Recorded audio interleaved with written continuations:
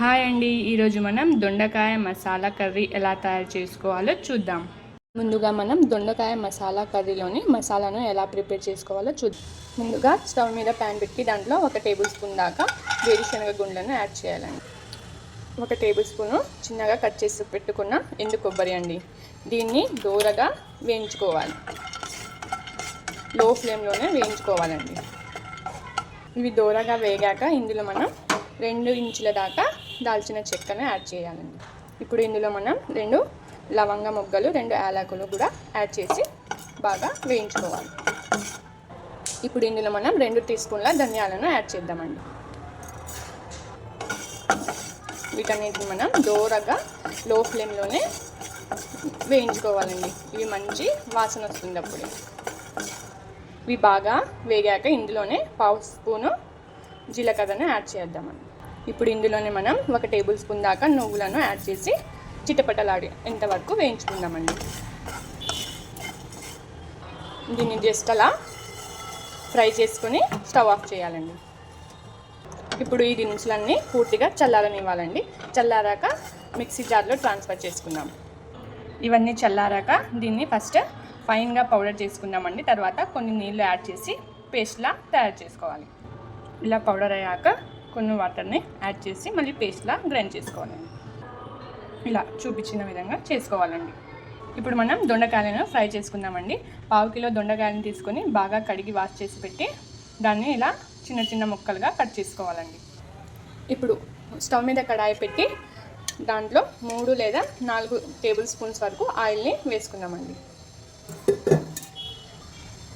Masala gravy కదండి, కొంచెం oil ఎక్కువనే పడుతుంది. ఆయిల్ హీట్ అయ్యాక మనం ఇందులో కట్ చేసి పెట్టుకున్న దొండకాయల్ని యాడ్ చేసుకుందామండి. ఇప్పుడు ఈ దొండకాయ ముక్కల్ని బాగా కలుపుకుందామండి. మసాలా గ్రేవీ కాబట్టి ఆయిల్ ఎక్కువ పడుతుందండి. మీకు ఆయిల్ తక్కువ ఇష్టమైన వాళ్ళు కొంచెం తక్కువ ఆయిల్ని యాడ్ చేసుకొని కూడా దీన్ని వేయించుకోవచ్చండి. ఇప్పుడు ఇందులో కొంచెం సాల్ట్ యాడ్ చేసి బాగా కలిపి మూత పెట్టుకుందామండి. దీన్ని మూత పెట్టి మగ్గించుకునేటప్పుడు మధ్య మధ్యలో తీసి ఒకసారి కలుపుకుంటూ ఉండాలండి. మంటని లో టు మీడియం ఫ్లేమ్లోనే ఉంచాలి. ఒక 3 మినిట్స్ అయ్యాక మనం ఒకసారి దీన్ని చెక్ చేసుకుందామండి. ఒకసారి బాగా కలుపుకుందాం.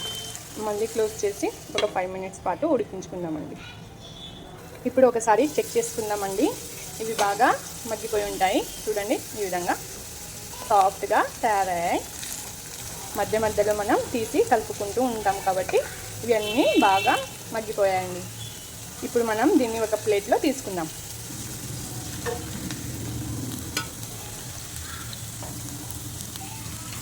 ఇప్పుడు అదే ఆయిల్లో మనం 1/2 టీ స్పూను జీలకర్ర ఆవాలను యాడ్ చేద్దామండి. ఇప్పుడు కొంచెం కరివేపాకు, 2 కట్ చేసి పెట్టుకున్న పచ్చిమిర్చి యాడ్ చేసి బాగా కలుపుకోవాలి. ఇప్పుడు ఇందులోకి మనం ఒక పెద్ద సైజు కట్ చేసి పెట్టుకున్న ఆనియన్స్ని యాడ్ చేద్దామండి. ఇప్పుడు ఈ ఉల్లిపాయ గోల్డెన్ బ్రౌన్ కలర్లో వచ్చేంత వరకు వేయించుకోవాలండి. ఆనియన్స్ బ్రౌన్ కలర్లో వచ్చిన తర్వాత 1 టీ స్పూన్ అండి అల్లం వెల్లుల్లి పేస్ట్ యాడ్ చేయాలి. ఇప్పుడు ఈ అల్లం వెల్లుల్లి పేస్ట్ పచ్చి వాసన వెళ్ళేంత వరకు ఫ్రై చేసుకోవాలండి. దాని తర్వాత సన్నగా పొడుగ్గా కట్ చేసి పెట్టుకున్న ఒక పెద్ద సైజు టమాటా అండి దీన్ని యాడ్ చేసి బాగా కలుపుకోవాలండి. కలుపుకున్నాక మూత పెట్టి టమాటాలు సాఫ్ట్ అయ్యేంత వరకు మగ్గించుకోవాలండి. టమాటాలు సాఫ్ట్గా మగ్గిన తర్వాత ఇప్పుడు ఇందులో మనం 1/2 స్పూను పసుపు, 1 స్పూన్ కారం, టేస్ట్కి సరిపడంత ఉప్పు వేసుకోవాలండి. వీటన్నింటినీ బాగా కలిపి ఒకసారి ఉడికించుకోవాలండి. ఇది కొంచెం వేగాక ఇందులోనే మనం మసాలా పేస్ట్ని కొంచెం నీళ్ళు వేసి యాడ్ చేసుకోవాలండి.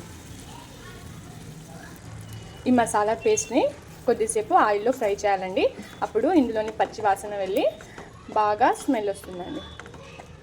టేస్ట్ కూడా బాగుంటుందండి. మసాలాని బాగా కలుపుకున్నాక ఒక 5 to 10 మినిట్స్ అండి బాగా ఉడికించుకోవాలండి. క్లోజ్ చేసి లో టు మీడియం ఫ్లేమ్ మీదనే ఉడికించుకోవాలండి. ఇప్పుడు ఈ ఆయిల్ పైన వచ్చింది కదండి, ఇప్పుడు గ్రేవీ రెడీ అయిపోయినట్టే. ఇప్పుడు ఇందులో మనం ఫ్రై చేసి పెట్టుకున్న దొండకాయల్ని యాడ్ చేద్దామండి. ఒకసారి వీటన్నిటిని బాగా కలుపుకోవాలి. కలుపుకున్న తర్వాత దీంట్లో ఒక కప్పు వాటర్ అండి, వాటర్ యాడ్ చేద్దాం. మీకు గ్రేవీ థిక్గా కావాలంటే ఒక కప్పు సరిపోతుందండి, లేకుంటే కొంచెం పల్చగా కావాలంటే ఇంకా కొంచెం వాటర్ యాడ్ చేసుకోవచ్చండి. ఇప్పుడు మీరు ఒకసారి జస్ట్ ఉప్పు లేదా కారం టేస్ట్ చేసుకోండి. ఈ సమయంలో మీరు దీంట్లో ఏమన్నా తక్కువైతే ఉప్పు కారం వేసుకోవచ్చండి. ఇప్పుడు కవర్ చేసి ఒక 8 మినిట్స్ పాటు ఉడికించుకుందామండి. ఇప్పుడు ఒకసారి చెక్ చేసుకుందామండి. ఇలా ఆయిల్ మొత్తము పైకి తేలింది కదండి, ఇది ఇప్పుడు రెడీ అయినట్టే. ఇందులో మనం లాస్ట్గా ఒక టీ స్పూన్ గరం మసాలాను కూడా యాడ్ చేసుకుందామండి. వీటన్నిటిని ఇప్పుడు బాగా కలుపుకోవాలి. లాస్ట్గా కొత్తిమీర కూడా యాడ్ చేసి ఒక 2 మినిట్స్ అయ్యాక స్టవ్ ఆఫ్ చేసి సర్వ్ చేసుకుందాం. స్టవ్ ఆఫ్ చేద్దామండి. మన దొండకాయ మసాలా కర్రీ రెడీ అయిపోయినట్టే అండి. ఈ దొండకాయ మసాలా కర్రీ అన్నంలోకి, చపాతీలోకి, రోటీలోకి దేంట్లో అయినా బాగుంటుందండి. మీరు కూడా తప్పక ట్రై చేయండి. మన ఛానల్ని లైక్ అండ్ షేర్, సబ్స్క్రైబ్ చేయండి. Thanks for watching.